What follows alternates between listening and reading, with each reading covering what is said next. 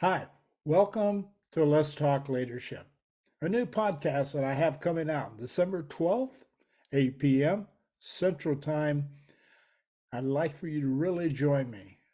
What I'd like to do in this podcast, which is sort of a preliminary podcast, is tell you about how this podcast came about.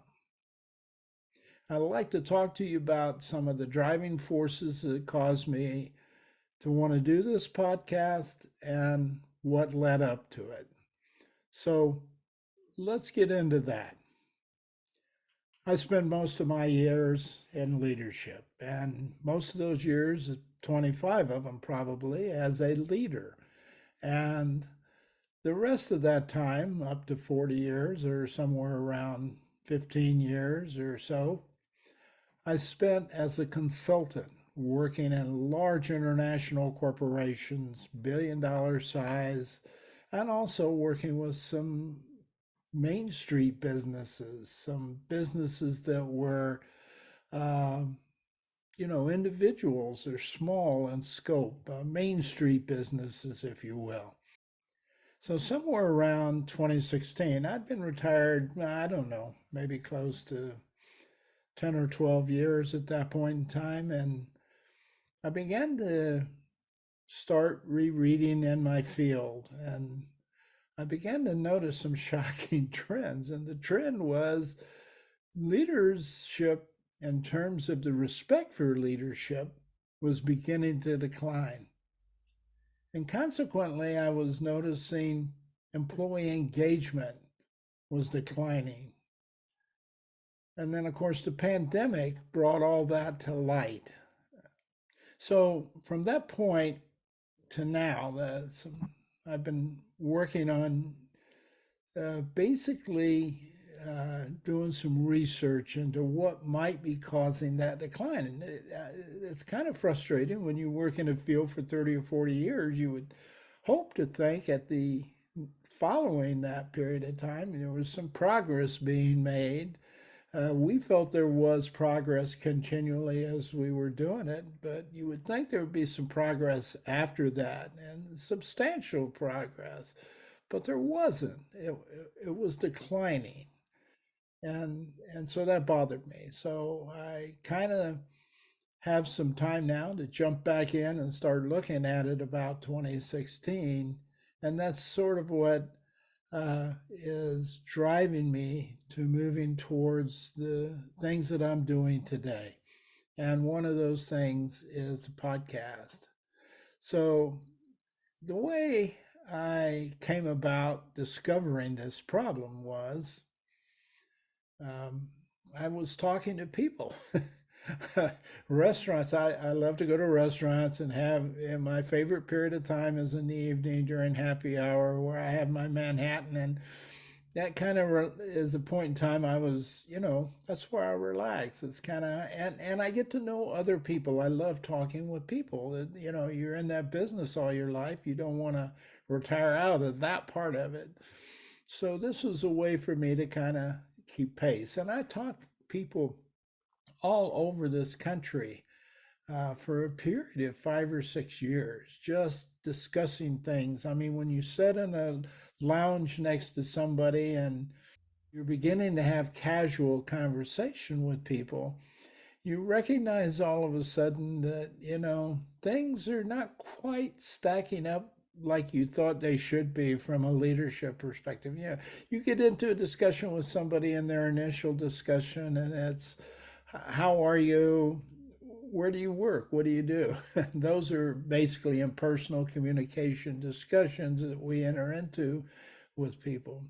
And from that point, it became very easy for people to uh, begin to relate to me what was going on, how they, and these people were people, everybody from employees up to executives, leaders, just a host of people who from varying walks of life. Some of them were females, some of them were males.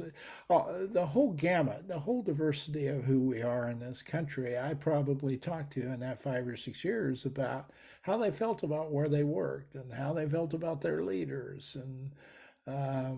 So I began to take that information, and it prompted me to start looking at research. So I looked at a lot of research companies in my history. I've associated with a lot of those same research companies.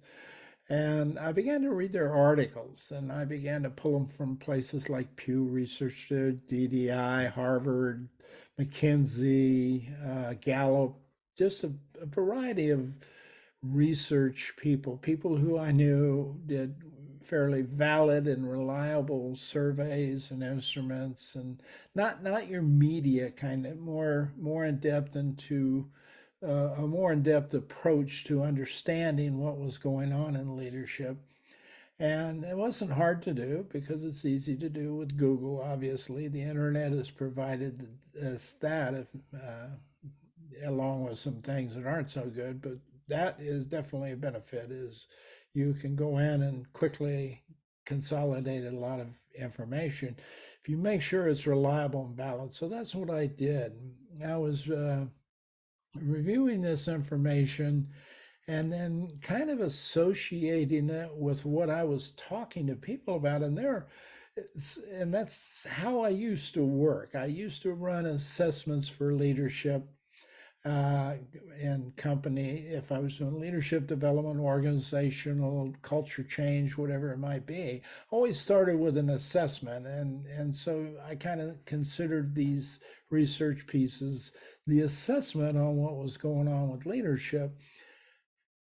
I then kind of took that information and compared it to what I was hearing from the people I was talking about.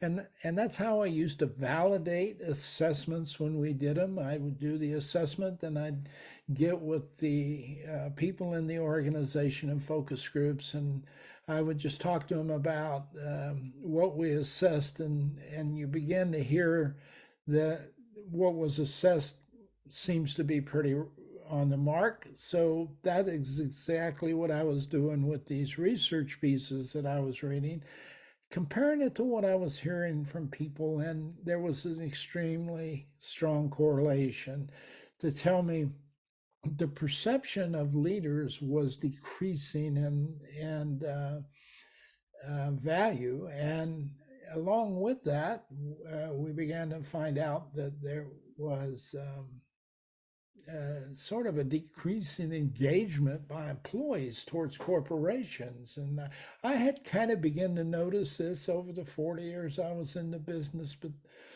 but over this last, 5 or 6 or 7 years, I've really begun to see it in a prominent way. And I was finding uh, much the same thing. What I was looking for was, is there anything new? Did anything new come up in the research and talking with the people and following social media? Has anything new changed? You would think after being out of the business for 10 years, when you come back and take a look at it, you would see some significant improvements in development. I wasn't seeing that. I was in a decline, and I wasn't seeing anything new develop. In the early 2000s, I think there was a breakthrough, and I think it was more of a scientific breakthrough than it was a leadership breakthrough. It just had leadership implications. What happened was MRIs came on the scene. And from that science came the idea, and it's still fairly new and still somewhat debatable, but pretty accurate. Uh, you could basically tell what functions of the brain were more creative and were more open and more viable, more dealing with emotions and feelings versus things that were more logical and focused on security and safety and those kinds of things. What we were learning from that was that the brain parts of the brain, some parts of the brains were focused more on logic and deductional, rational reasons, and uh, uh, created situations where people were frustrated, mad, angry, or defensive or fearful. Uh, and other parts of the brains were more emotional and were more stimulative of hormones that created peace and comfort and relaxation and openness and creativity, etc.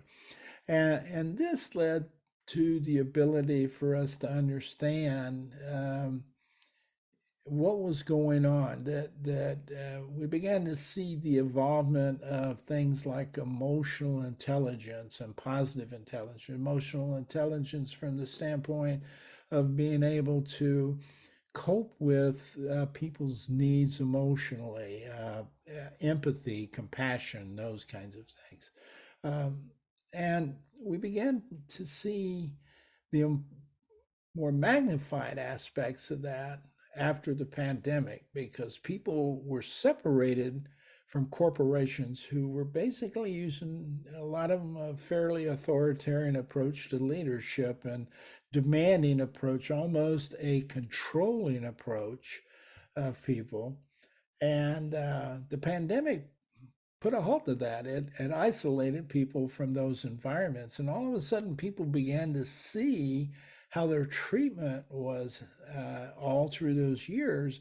And they began to recognize that they could, in fact, do their work from home and not have to have that sort of controlling environment. And then leaders began to understand, hey, I don't have, I'm not around that person. I can't intimidate them as much as I did. So consequently, they had to figure out how to motivate them some different ways. And so all of these things were now new from two aspects. One, we know more about why we do what we do. And how to control certain aspects of that in our thinking and thought processes.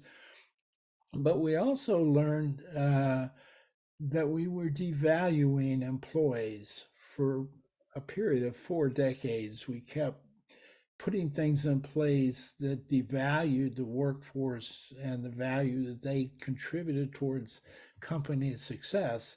And this was then noticed all through that time in the people I talked to, the people that there are the research articles that I used that kind of reinforce that. And we're talking about employee engagement decreasing. The pandemic, there was a lot of stuff right behind the pandemic of that. And all through this time, I'm watching social media and I'm seeing the same kind of thing. There's a lot of emphasis on increased functional positions that were like coaching and mentoring coming onto the scene, because people were talking about that as a need. And so obviously it creates a need for people to want to provide that need. And that's where these coaches came into play. And social media simply allows us to present something, as they would say in social media, you were branded. And so people would begin to be attracted to these individuals who maybe not qualified to develop for leader, but they at least made them feel good and they made them feel comfortable. So all of this was going on, and so I began to understand. I began to ask myself, what was the underpinning? What was the cause driving all of this separation of employees and leadership within organizations, and this tremendous need for people to be focused on their mental wellness, their mental health of the organization, which is frankly a direct reflection of culture change. And the cultures were changing from being considered healthy when people, I don't know, back in the 40s, 50s, and 60s, we're going, I want to brag about working for this company. I loved working for this company. I was a employee in this company, and that meant something. That meant something positive to one of man, I'm just going to go wherever I can go to work my way up the ladder, earn some income. So we went from a very highly dedicated workforce to an organization to employees becoming job hoppers over time. And when you take a look at what was causing that, it was a change in the valuation of the employee by leadership over time. Everything from how much time they spent to them, how much energy they spent on creating a culture and sustaining that in the organization, all the way up to reducing benefits and making employees cover their costs on things more than they used to, like education, healthcare, etc. So all of these dynamics were happening. They were all taking place, and they were all causing this decline in the perception of positive perception in leadership was declining, and consequently, so was employee engagement. So, underpinning all that, I began to find out comes the idea that uh, over time, this leadership had moved to devaluation. This is creating the need for people to feel more needed, more appreciated, more recognized. That comes from a more empathetic, compassionate perspective or emotional intelligence perspective in the new terms that have come up. And then recently we have something called positive intelligence that has led into that too. Now, what I also found out was pretty much what I had discovered for the 40 years I was in the business. Most of this comes from people not understanding how to communicate effectively. Out of all the assessments I did, and I did hundreds of assessments over thousands of people, uh, maybe close to the tens of thousands of people, and what I found out was the underlying and most stated need for change by the workforce to either a leader or an organization, however I was posturing the assessment, nearly in both of those scenarios, and nearly all of the scenarios where I conducted assessments, one of the top, if not the top, and most of the time it was the top needed change stated by employees was communication. And when I delved into talking with people to validate what the assessment data was, it really boiled down to interpersonal communication. Now, most people really don't understand the difference between communication and interpersonal communication.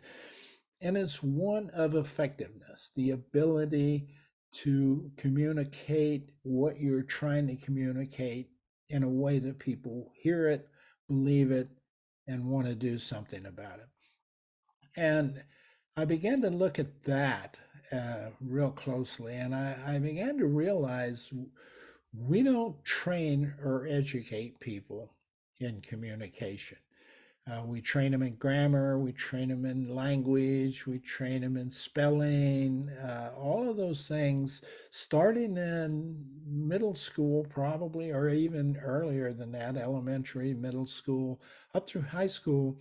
You can graduate from high school without having any courses in interpersonal communication. Courses that talk about the importance of nonverbal communication, the importance of, or how, what constitutes persuasion, what is persuasion all about, or the aspect of culture and how culture plays a role in communication, or what are some of the barriers that get in the way of you communicating effectively? What is actually going on when two people talk to each other? What are the processes that people go through, and how do they interact, and what keeps them from happening effectively? All of those things are basically interpersonal communication. We spend no time teaching people that in elementary through high school, and we spend virtually no time in universities doing that. There are PhDs that have graduated out of universities with virtually no communication training. going out into the work environment, whether it's science or whether it's business or whatever it might be. And can tell you I've talked and worked with and consulted with PhDs that I had to teach them how to communicate before they could effectively get to their people enough to get those people to respect them enough to work through the processes this person was trying to show them and help them do. So that was a real dynamic I found in this process. So that's kind of all of that has led up to where I am going and what I think I am going to try to do to help people with this process. So, what's next? Well, leaders and leadership development needs to be redefined. It needs a paradigm change. We need to talk about what leadership really is and what's involved with it, and redefine the role of leadership in organizations, which consequently is going to create a need for us to develop uh, a leadership change in how we develop people.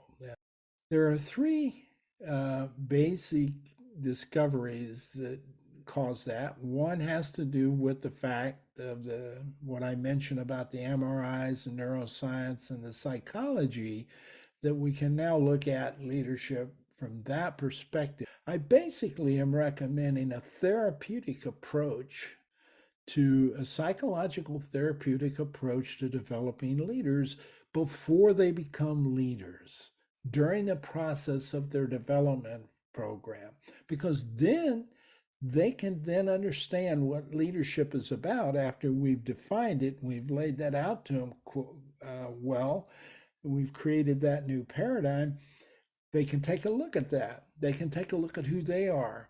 And during this development process, a couple of things might happen. One of those things is they may look at that and say, that's exciting, that's what I want to do. And they launch into this and they become a, a person who understands who they are and how to take the information they're going to receive as a leader and effectively personalize that and apply it appropriately so they'll get the desired changes.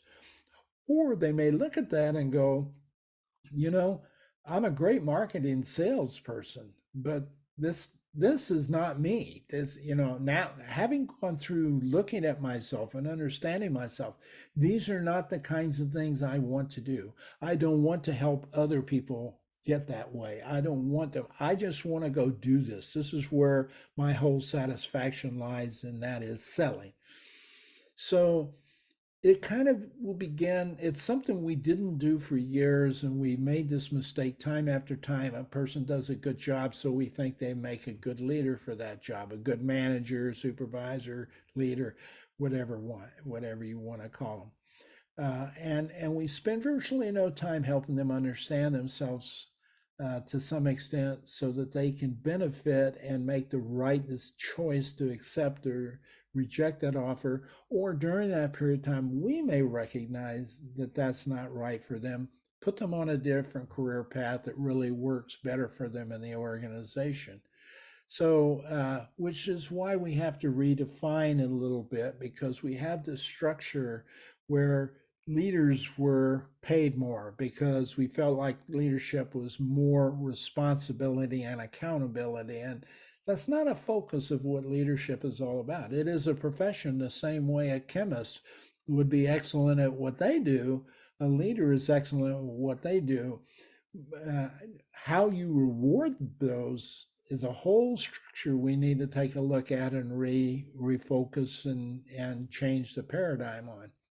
So that's a large part of what has been leading up to where I'm beginning to go in that direction. We need to take a look at how we deal with people and how we develop leaders, how we define them, how we find them, how we develop them, and what happens when you use the psychological aspect of that to begin with is you help them understand how to control themselves, how to control their thought processes.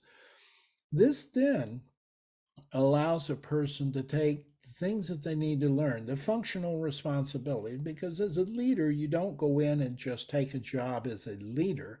You take a job as a leader in marketing or finance or HR or whatever it may be, or operations or something like that. So uh, that's there are two sides of the leadership role. One is the functional aspects of it. The other are the actual leadership aspects of it. And up to this point, we've kind of tried to mesh them all together and haven't done a real good job of defining that for people. But what happens when we start with creating what I call the leadership personality is people begin to understand who they are and how they think and what makes them who they are. So then, when you teach things like compassion or empathy or motivation or those things that are aimed at helping other people, the sociological side of this is that ability to take this information and apply it effectively with the other people and get the results you want to get. And that requires you to understand those things. So you take something like empathy, where we talk about training people in emotional intelligence. Well, uh, you if you don't take care of the psychological side of this first, in other words, I haven't been trained to understand how to understand who I am, my strengths and weaknesses, and my personality, so to speak. I may understand, I may read about empathy, you may teach me about empathy, you may even show me movies and videos about how to be empathetic. When I take that and I go back down and apply it in my workforce and the day in and day out, I try to transfer that knowledge, if you will, into the real world and work environment. It falls apart because people recognize that isn't you. For some reason, when you try to apply empathy, it doesn't fit who you are. And it comes across as insincere. And how do we know that? We know that from the interpersonal communication side. Okay. People are reading you like a book, is what they're doing. And they're reading your communication, and there's something incongruent about what you're saying versus the way you're saying it and or how you're behaving. And so those emotional things, those emotional intelligence skill sets, uh, are difficult to apply if you don't understand your well self-awareness. What the personality side of it does, it allows you to assimilate that information. You take it in, and then you can kind of look at what it is, and you begin to say, move it around about how you think about it and internalize that and personalize that to kind of how it fits you, so that when you go down and try to be empathetic, you do it in a way that your behaviors and your communication are consistent, and people are looking at you and they consider you sincere and they accept it. Okay. And that's the part we've missed for so many decades. We have not done the first part of helping people understand who they are, what they're about, and to know more about themselves in order to be able to, when they learn these leadership skills, be able to process them in a way that comes across effectively. Now, you can have that to get that psychological perspective, you have to know how you're relating to other people. Same is true about the emotional intelligence or sociological side of it. Now, people think because they talk and hear that they can do this fairly effectively. The problem is, and I got this from the tens of thousands of employees I assess, obviously that's not the case, because all of those leaders were basically saying, I'm doing okay in this area. But the employees were saying, no, you're not. And that was a big wake up call. I call that a wake up call for the most part. And it's why I always began everything that I do that deals with leadership development or organizational change or culture change or just talking to people about how to become more effective at connecting with others. It begins with an assessment. It's so critical because people are walking around believing they're pretty good at what they're doing. And even me, as I'm a communication expert, I get hit with it every now and then that, uh, I'm coming across where I think I'm doing okay, and people are telling me, no, no, you need to. So you need this ability as a person to be able to sort of self assess and not be afraid of that and check on that at a regular basis so you're on track to developing what you know you need to develop to be a good leader. So all of that came out of this 5 or 6 or 7 years of talking to people and reading the research and thinking back through all those assessments I've did and all of the 30 or 40 years of working with people, what worked, what didn't work. And when you pull all of that information and it narrows down to 3 areas, that's a pretty clear, concise way of saying we need to make some changes about how we develop people and particularly how we develop leaders. Okay. But that probably will expand out to actually, I think we probably had to engage our employees a little more than we do in some of this stuff. Okay. Uh, because it's the employee mental health that's the big toxic culture issue of today. That just didn't happen overnight. It didn't happen because of the pandemic. It was really going wrong several years in front of that. That's kind of what led to a book I wrote called Dare to Become a Renaissance Leader, because I think the leaders of tomorrow, because of the fast paced environment that technology has created for it, the massive amount of information that's it's bombarding you, it's flooding your minds, and then the absolute what I call modality, the varying aspects of everything you have to deal with on a real time frequent basis. Part of who we are. We do not spend time teaching people these things about themselves. There's no time. It used to be if you thought you had to do that, there was something wrong with you.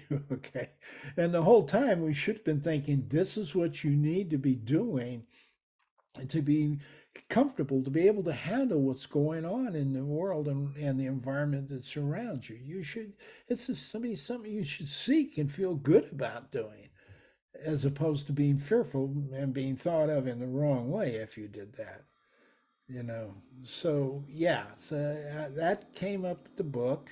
And actually, I followed that up with a second book that says that, we really need to be promoting people 100% from within an organization. If you're now, is that realistic? I don't know. Maybe you can't do that in today's world, but that ought to be your goal. That ought to be your thought process.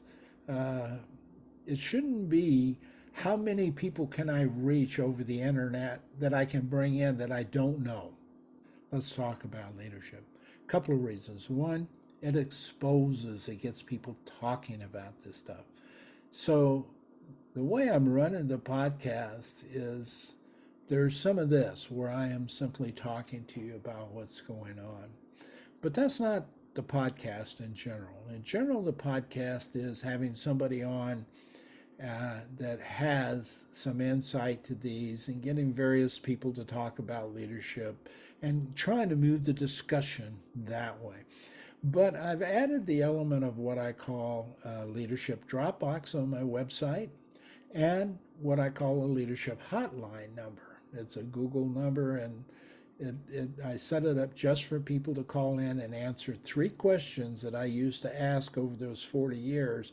Most powerful questions for gaining information that I can imagine. I've asked these in interviews where I've went through all 3 questions in a row. I've asked them when I've taken employees after a workshop or something, we've gone out and had drinks and dinner and we're just sitting around chatting casually. I'll ask these questions, sometimes segmented from each other, but over the time being able to bring all three of them back together after I get done with a conversation. And the questions are this: what one thing do you like the most about your leader? What one thing do you like least about your leader? And what one thing would you like your leader to do better? Those three questions, I promise you, will draw in an immense amount of information if you ask them. Now, the problem is, as a leader, most leaders can't go down and talk to their people if they're having a problem, or they haven't done this in the past, or they don't have this skill set well entrenched that I just described. They probably ask it the wrong way. And most employees in today's disengaged environment are not going to respond to you honestly, obviously. So you're going to need a third party to do that. So that's why I set these information pieces up.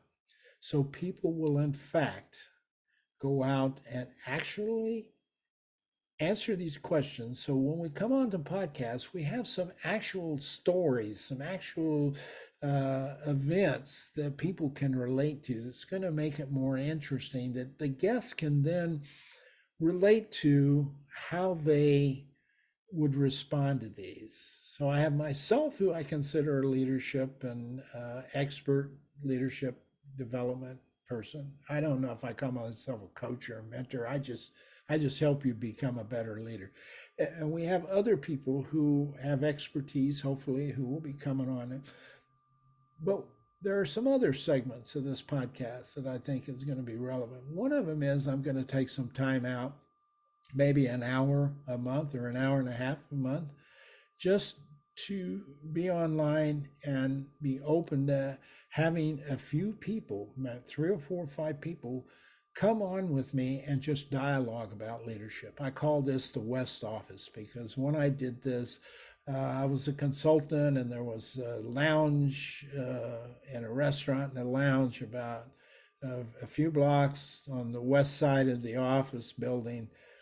And I gained more information. I worked in that environment for probably 3 or 4 or 5 years, and I gained more information about how to cope with that company's issues in those casual conversations in that dinner time period than I got in all the team building or exercises or assessments that I did within the organization during the workday.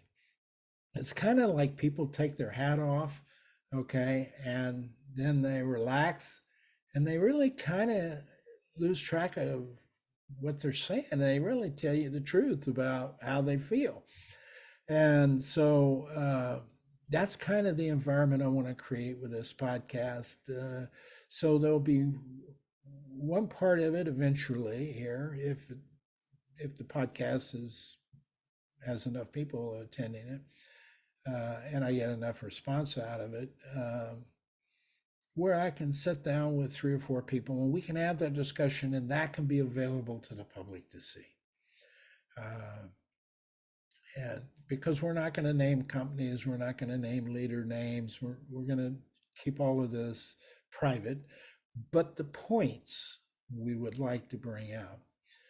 So that's one of those things. And another thing is the potential ability to take a specific topic area and dive into it more thoroughly. And so those are two additional things that might happen during the month, along with the podcast that goes with it. But first, we're starting out with the hotline and the Dropbox, and they're easy to do. Three simple questions. Again, I don't want your name. I don't want your company's name. I don't want your leader's name. I don't want any personal identifying information. I just want the answers to those three questions based on what you feel about the leader you're working for now, or somebody who you used to work for that comes into mind, whether it's good or bad, whatever those responses are, need to be just honest to those three questions. And that will drive a lot of what we cover in the podcast, in the topic here. The first one's going to be power and how power impacts trust. That's coming up December 12th, 8 p.m. Central Time.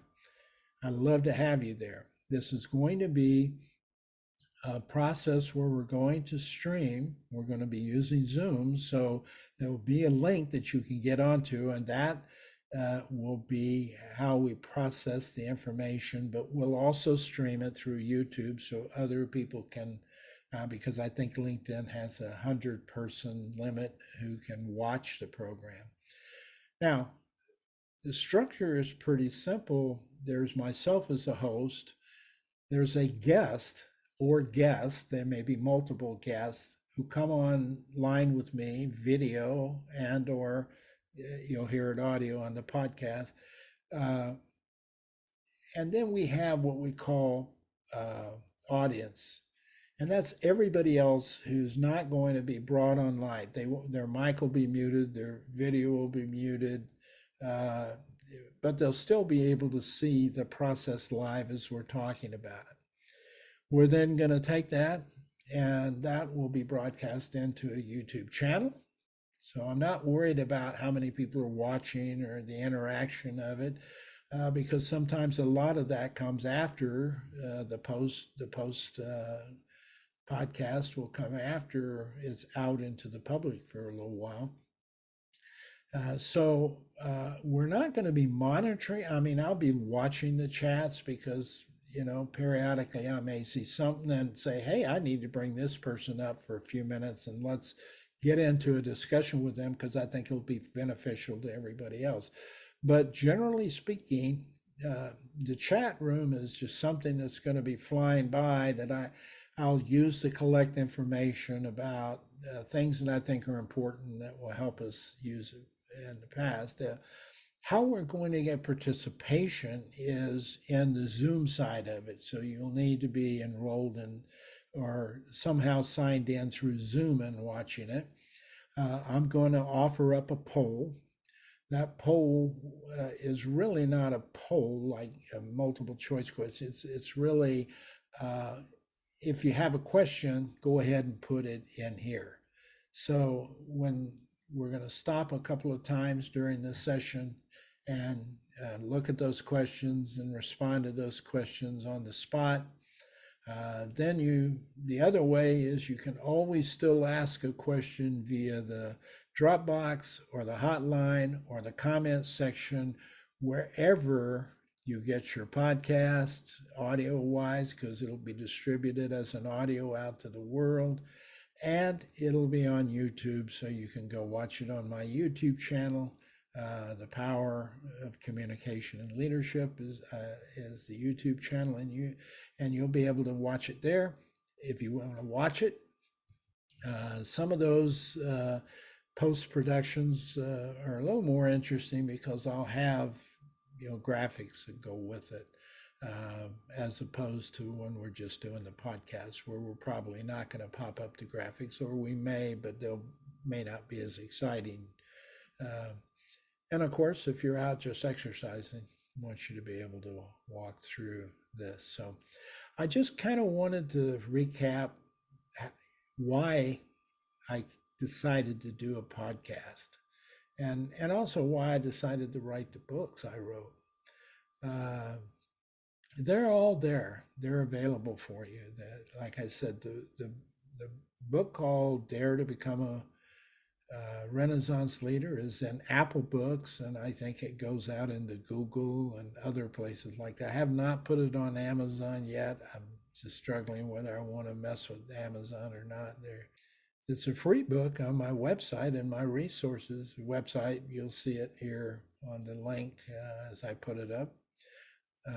Later in the post podcast, it's victorvogel.com, and you'll be able to go to the resources section, and there's a free book in there that highlights what I think you need to do to find, source, hire, maintain and develop Renaissance leaders that will be part of your organization, help it grow, and get those employee engagement back into the organization like it needs to be. So that's why I want to let's talk about leadership. So join us December 12th, 8 p.m. Hope to see you then.